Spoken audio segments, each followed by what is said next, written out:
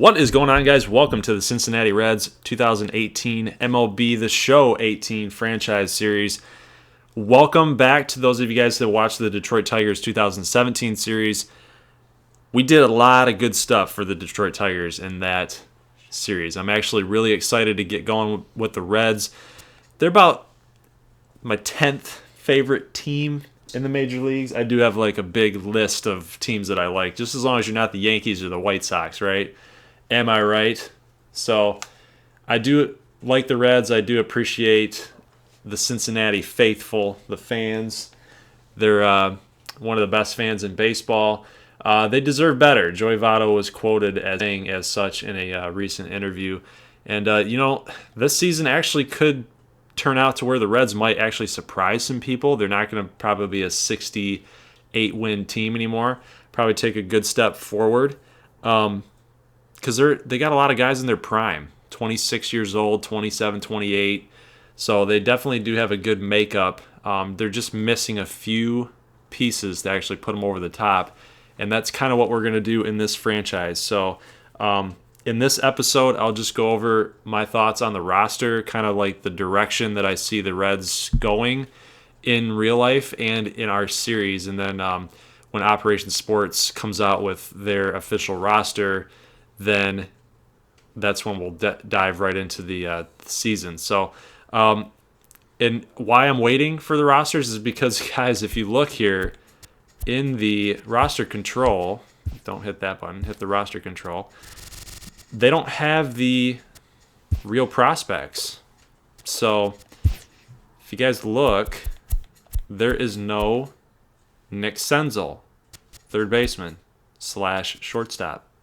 So that's kind of concerning, and quite frankly, I don't want to enter a season or a franchise with the Reds if I don't have Nick Senzel on the roster. I mean, obviously, I can just go in and edit people and rename them and stuff and give them the exact statistics that Operation Sports does. But then that means that all the other teams in the MLB wouldn't have their guys, right? Their top prospects. So I'm just not going to go. I'm not going to get this started until I get that roster downloaded. I'm not sure when that's going to be. They haven't announced it yet, but so just let you guys know that's kind of the route that I'm going to take. So why did I pick the Reds? I picked the Reds because, like I said, they're one of my favorite teams, and I feel like they've got some good things going for them. They're kind of at that fork in the road where they can either decide to blow it up, change the whole dynamic of the team, or they can decide to stick with what they've got and really just find some extra pieces in order to compete at a high level. So the Tigers, if you guys saw that one, if you guys are coming over from the Tigers franchise that we did in 2017, you guys will know that I blew the whole thing up. And that's because the situation presented itself because they needed to be blown up. Let's be honest here. Bad contracts, old players underperforming, bad manager. It was just a bad atmosphere, right? So it needed to get rebuilt. This is not a rebuild. This is more of a build up, I guess you'd say. So just to let you guys know what the forecast is going forward for this franchise. So another reason why I picked the Reds, Sparky Anderson connection, right? The last time the Tigers won a World Series, Tigers obviously being my favorite team, I'm from Michigan, was 1984. Anderson was the manager. Anderson was the manager in the 1975, 1976 Reds teams that were coined the Big Red Machine. Pete Rose, Joe Morgan, Johnny Bench. Really, really elite type of team. A team that really will go down in history as one of the best teams to ever be formed. So obviously that's the goal. That is the goal. So we're going to try to make the Reds into a powerhouse through draft, free agency, trades. We're going to be transacting the heck out of this roster to try to get this thing built back up to where we know that it should be and where the fans will be happy. Yes, it's fake, but at least we can give the Reds fans some semblance of hope and happiness throughout the 2018 and season and beyond. So let's go right into the roster and check out some players here. It's kind of what my prognosis is on them. They're going to change a little bit here and there. Like maybe Luis Castillo gets a bump in his overall. Maybe Sal Romano gets a downgrade. This is all dependent on what Operation Sports is going to do, but I'll stick with kind of like the major league players, like, because obviously this guy like John Chavis I don't think is real. Ben Gonzalez I don't think is real. So when we get the minor league roster and we get the Operation Sports roster, I'll go over those guys, the minor leaguers, and talk about them. But for now, let's talk about the major league guys and see where I project them for us and in real life. So Luis Castillo, love this guy. Have him in my dynasty league for fantasy baseball, and I think he's legit. Like, I hate saying it, I hate comparing him to this player, but I think when I watch him, he really does look the part. He looks like Jose Fernandez. I'm just gonna come out there and say it. Look at his numbers here from last season: 98 strikeouts in 89 innings. So averaging more than a strikeout per inning, and then a 3.12 with a 107 in his rookie year. That's pretty good. His stuff is electric. He can really bring it. That fastball getting in the upper 90s. I think he even touched triple digits last season. I think that was a thing. I don't remember though. But his breaking balls are really good as well. So he definitely has legit frontline starter stuff. DeSclafani had his season in 2017 cut short because of an injury, but overall pitched pretty good. 3.2 with a 1.22. Doesn't walk a whole lot of guys, so he's a solid asset to any team. I think if he was on any other roster in 2018, he'd probably fit more with a number 3 type of role than a number 2. At worst, probably a number 4. So I do think that pitching is something that the Reds are going to have to focus on to get better and to really just improve this roster overall moving into 18 and 19, well, and beyond. But then again, they got a lot of young guys that might step up. You could go one or two ways. You could address the pitching staff and add some people through trades, or you can try to just grow your staff with like Sal Romano, Brandon Finnegan, Robert Stevenson. All these guys are young dudes, man. Look at 24, 25 years old.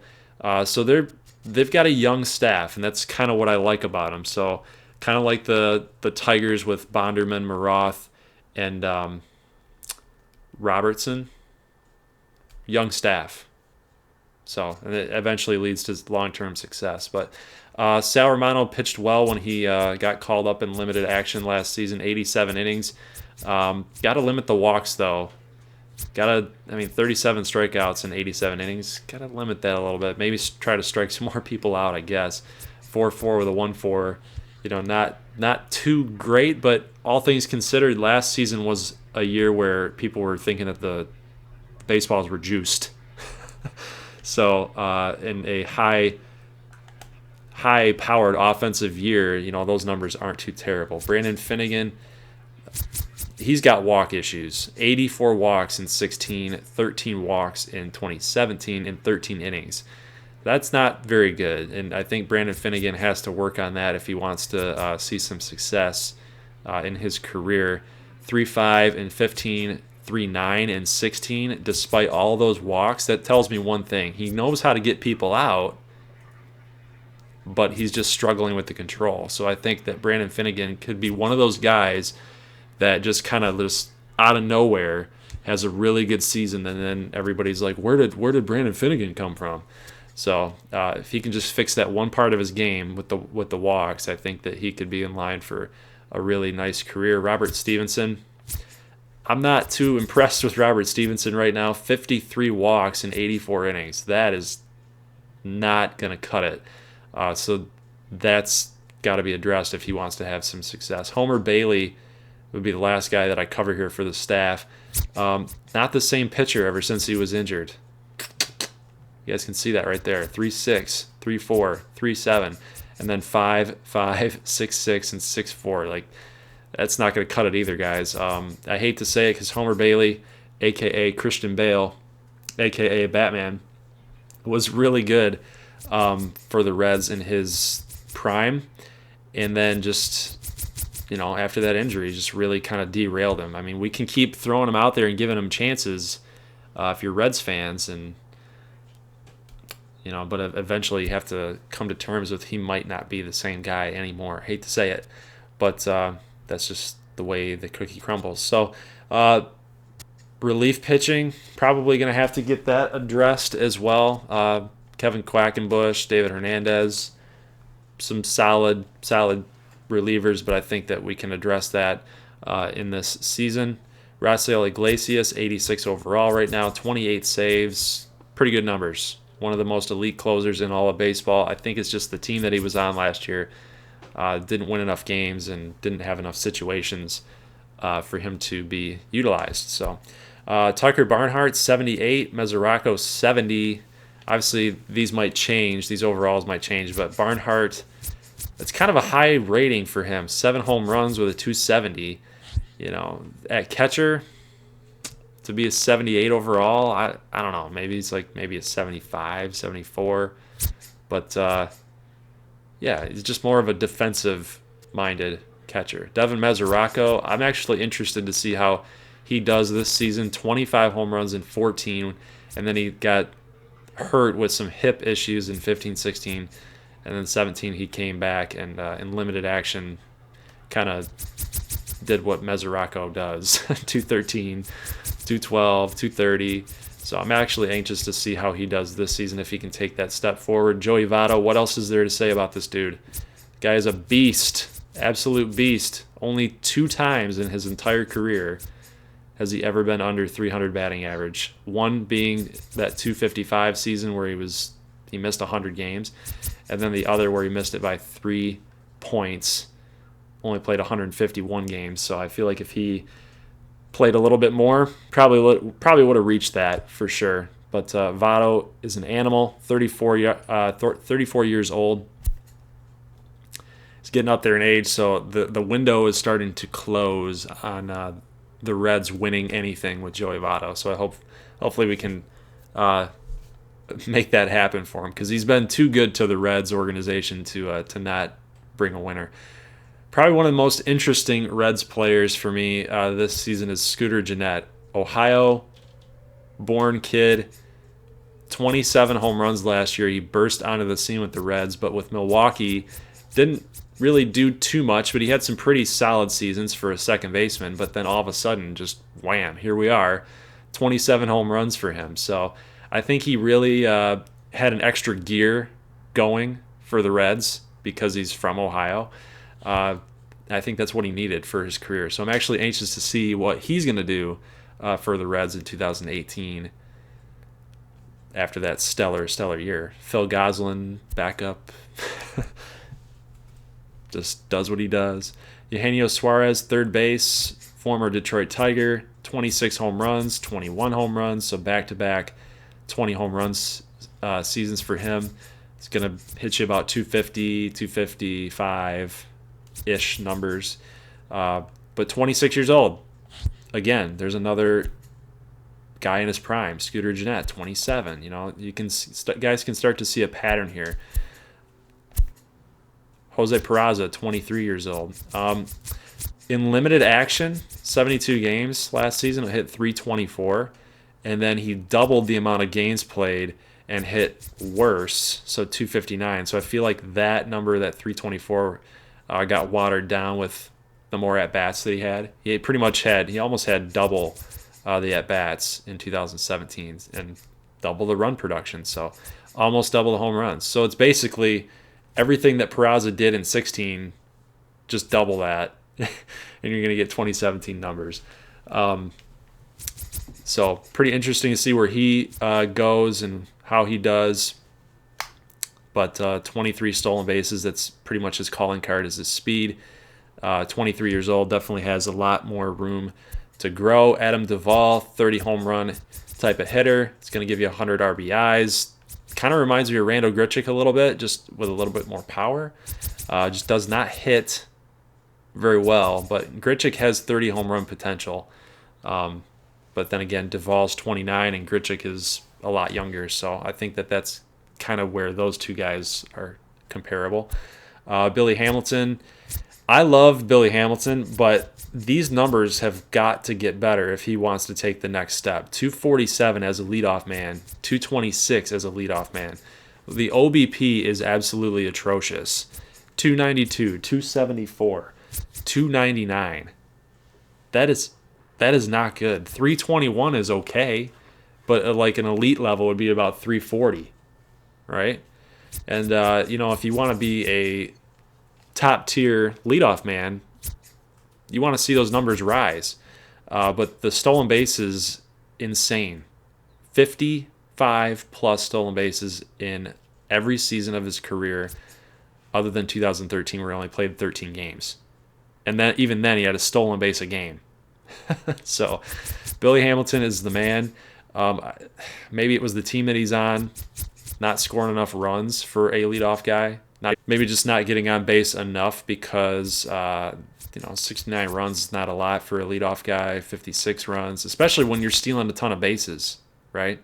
So I'd like to see Billy Hamilton take the next step, but his fielding is insanely good. So speed and fielding, it's hard. It's hard to kind of be critical of him and threaten his job security because he's given a lot of Reds fans some things to be excited about. Scott Schebler, 30 home run season last year, but then again, who didn't hit 30 home runs last year? I mean, like I said before, it was like a juiced ball era.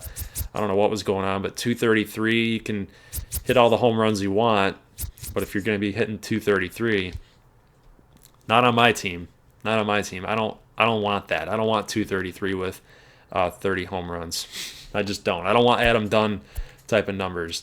If anything, Jesse Winker might be the guy in right field moving forward because 7 home runs in 121 at bats with 298.